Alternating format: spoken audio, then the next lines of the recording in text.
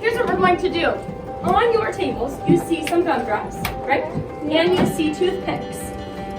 We're going to see which table group can make the tallest Christmas tree. You can only use what's on your table. And you cannot borrow from anyone else. Now it has to be standing at the end. If it falls over, you have to try again. Are all of us gonna have to do it?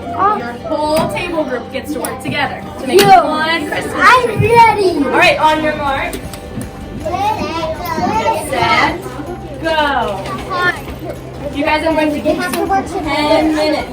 Make a big circle. No, we really actually don't have to. Work together, one Christmas tree, one Christmas tree. No, we guys. No, when we make a Guys, we're gonna put the toothpicks. Then we're gonna put another.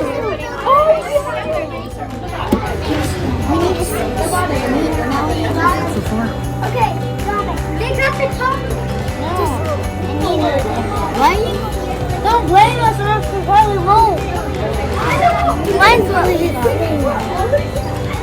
so Makes it stronger up top. I like it. Good thinking. Hey, we got it. Good thinking.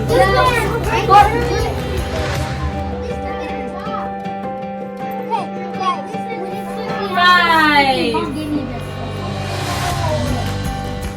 Take a look around at everyone's on their tables.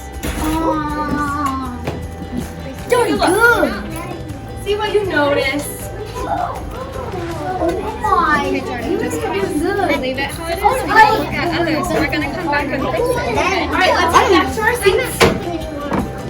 Let's see, what are some things that you may have noticed? What are some things that are working? Some things that are not working? That's a good observation. Because think about a Christmas tree. Okay, I know. Hang on just a minute. Think about a Christmas tree. What holds it up at the bottom? I know what it is.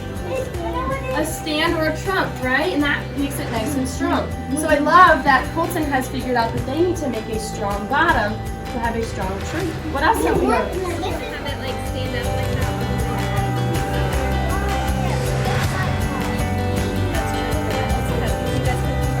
This is actually working.